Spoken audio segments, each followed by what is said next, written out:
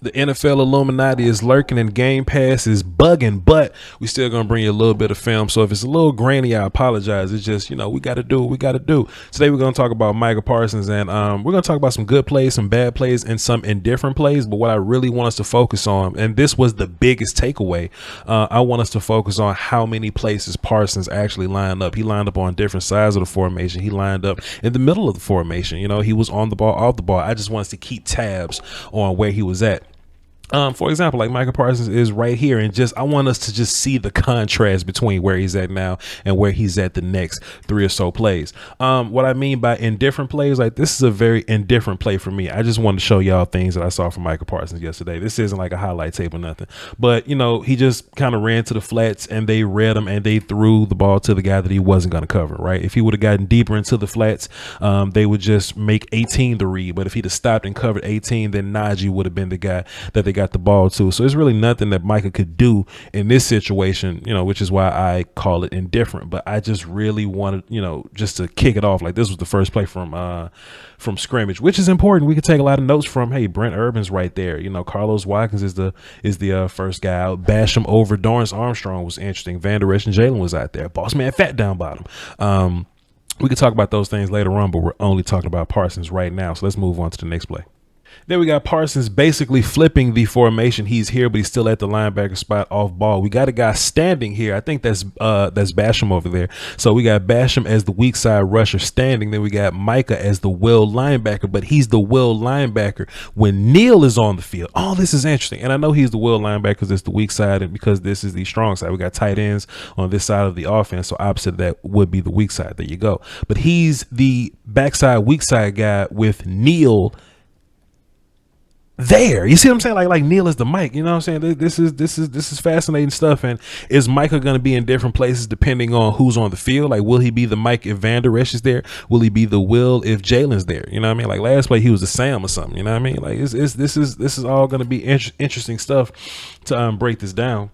Once again, we're just focusing this play in particular. We're just focusing on where Micah was lined up. But this time, we just had a little blitz, just a little bit of a pass rush. He found a gap, kind of jumped around it a little bit, but just a relentless rush. I do like that. He ended up on the ground. 79 didn't do it. He kind of tripped up a little bit from his own athleticism. But interesting placement here. Let's go on to the next play. Now Micah's on the ball on the strong side. You see what I'm saying? So this is more like a D end roll. And is this like a fourth? Is this a 3-4 look? Let's see. Let's bring this back a little bit. Pardon me. Let's see.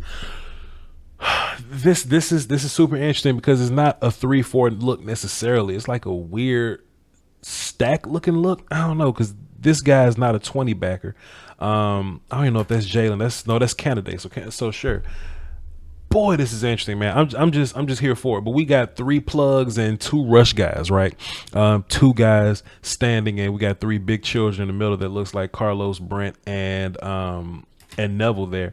And we just gonna run Parsons off the edge. Now, what could Parsons have done a little better when we got to this point? Get flat and don't just get upfield. When we think about reading D ends and read option game or whatever, if they go upfield we hand the ball off, or if they attack the running back we keep it. Same kind of stuff here. Parsons just got a little bit too deep upfield and he kind of lost the angle at it. Now he's athletic enough to recover there, but not this time. But in the league everybody's athletic too, so Mike is gonna have to work on getting those angles proper, but it is what it is. Let's take a look at this play. Where's Parsons lined up? Okay, this is the fumble play, and Parsons is on the line of scrimmage on the other side. But ladies and gentlemen, let's just talk about how interesting this is, right? Because we talking about Parsons, but we got overall takeaways from defense, right? This is Keanu Neal and Van Der Esch at linebacker. Jalen Smith is on the line of scrimmage at the end spot. Then Micah Parsons is lined up outside of him. Basham standing up on the front side. We saw nothing like this last year, right? Not saying that last year, because last year was a mess, you know what I mean? But as long as guys are able to get it, cool. But just a creative way to get all your guys on the field at the same time, man. Like we actually saw like if I was defense coordinator, right? Let me just cuss at Mike Nolan real fast. You know, Mike Nolan and Tom Sula and Mike McCarthy, he's not free from this neither. They wanted to get Alden Smith on the field. But if I'm a creative DC, I want to get my guys on the field. You find a way to get Alden and Randy on the field at the same time. They didn't find a way to do that very much, right?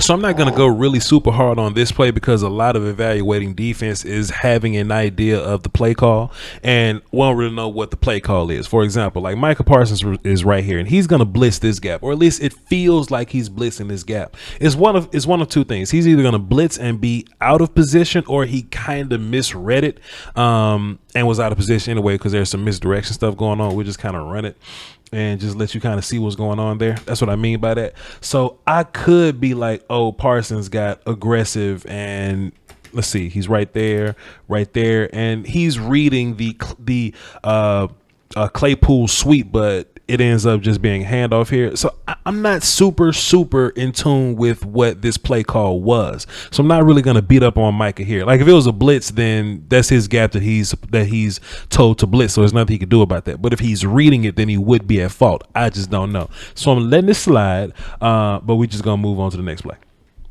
We got Micah Parsons on the line of scrimmage again on the strong side. It seems like when he's on the line of scrimmage, he's closer to the side where the tight ends are, you know what I mean? But when he's linebackering, he's playing Will, maybe because they're not ready for him to play Mike yet. But I don't know. Then he was Mike one other time. It's a lot going on with Parsons, man. We got a lot of notes to take. We just got things to do.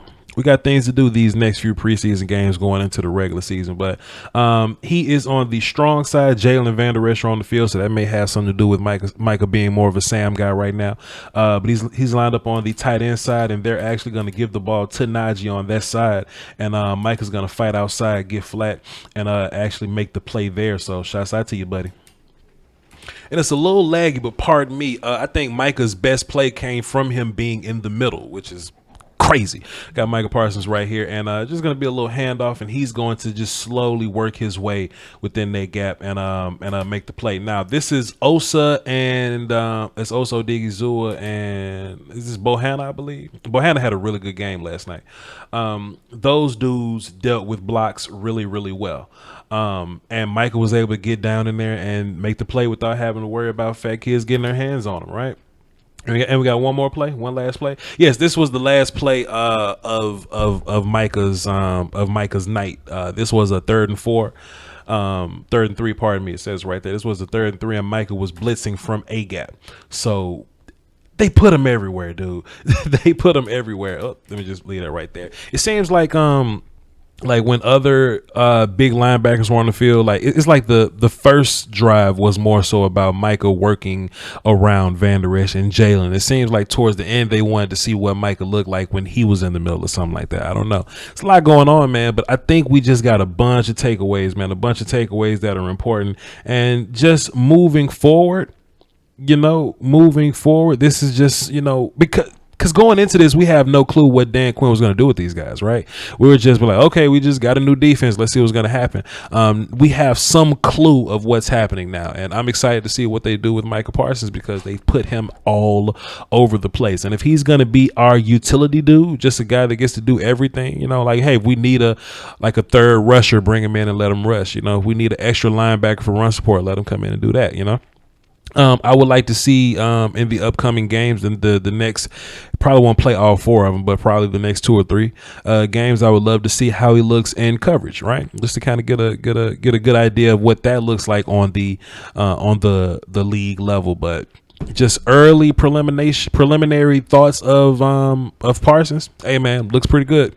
Looks pretty good so far. All right, moving on. Will there be another film session? I don't know. We'll see. We'll see what Game Pass is doing. But until then, man, y'all hold down for the Doski Woski Peasky Whiskey. Next preseason game, we're going to be doing another watch along live on the channel. So be sure to tune into that. And I'll be giving y'all updates, man. We're going to be dropping a bunch of content. We might even do some collaborations with some of our friends. All right. Peace, man.